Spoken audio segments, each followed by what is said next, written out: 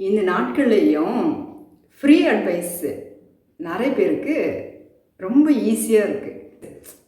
யாரையும் கூப்பிட்டு இஷ்டத்துக்கு அட்வைஸ் பண்ணுவாங்க. அதை சின்னவங்க பெரியவங்க அப்படின்றதெல்லாம் இல்லை. யாரெல்லாம் கையில் கிடைக்கிறாங்களோ அவங்களெல்லாம் கூப்பிட்டு ஒரே அட்வைஸாக தான் இருக்கும். பல பேர் நொந்து போயிடுவாங்க. அவங்களால எதுவுமே எதிர்த்து பேசவும் முடியாமல், அவங்களுடைய பேச்சுக்கு மறுப்பு சொல்லவும் முடியாமல் அப்படியே தான் சரி சரி அப்படின்னு கேட்டுகிட்டே இருக்கவங்களா இருக்காங்க.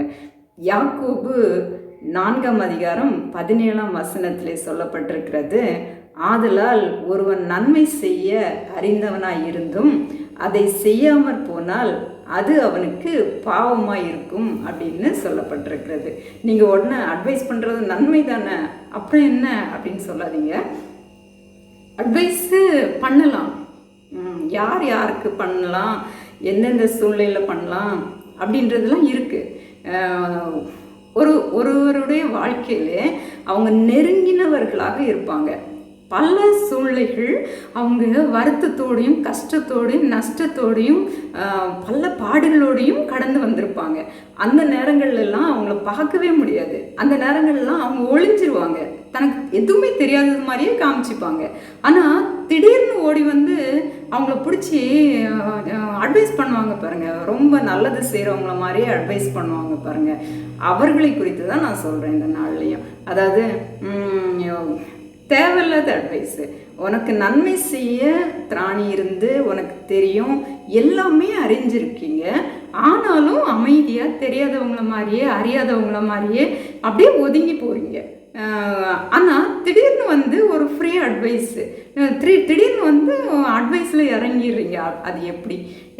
அதாவது இந்த நாட்கள்லேயே அது வந்து பெரியவங்கக்கிட்ட மட்டும்தான் இருக்குது அப்படின்றதெல்லாம் இல்லை. யங்ஸ்டர்ஸ்கிட்ட இருக்குது, மிடில் ஏஜில் உள்ளவங்ககிட்ட இருக்குது, வயசானவங்ககிட்ட இருக்குது, எல்லாருக்கிட்டையுமே அந்த ஸ்பேஸை யாரெல்லாம் கொடுக்குறாங்களோ அவங்களெல்லாம் பிடிச்சி வச்சு ஒரே அட்வைஸ் தான். அந்த அட்வைஸ் அந்த வாயை தவிர வேறு எதுவுமே இருக்காது. அந்த வாயிலே வடை சொல்கிறதுன்னு சொல்லுவாங்க இல்லையா, முந்தி போய் சொல்கிறவங்கள தான் அப்படி சொல்லுவாங்க. இப்போ வந்து இந்த அட்வைஸ் பண்ணுறவங்கள தான் அப்படி சொல்லணும். அப்படியே வளவளன்னு பேசிக்கிட்டே இருப்பாங்க. ஒரே அட்வைஸாக தான் இருக்கும், வேறு ஒரு பிரயோஜனமும் இருக்காது. ஆனால் அந்த அட்வைஸை கொண்டு அவங்களுக்கு ஏதாவது பிரயோஜனமா அப்படின்னு கேட்டால் ஒரு பிரயோஜனம் கூட கிடையாது. ஏன்னா அந்த இடத்துல நன்மை செய்ய திராணியோடு இந்த அட்வைஸ் பண்ணுறவங்க இருப்பாங்க. ஆனால் அந்த எதுலேயுமே அவங்க தன்னை உள்படுத்தி கொள்ள மாட்டாங்க. அந்த எந்த செயல்லையுமே அவங்க தன்னை ஈடுபடுத்தி கொள்ளவே மாட்டாங்க. ஆனால் இந்த ஃப்ரீ அட்வைஸை மட்டும் அப்படியே அள்ளி கொட்டுவாங்க கீழே உள்ளவங்க மேலே.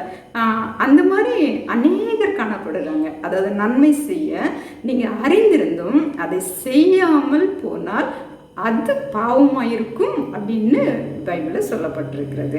நீங்கள் அட்வைஸ் பண்ணிவிட்டு வாய் அடிச்சுட்டு போகிறவங்களாம் இல்லை, நீங்கள் செய்யணும்.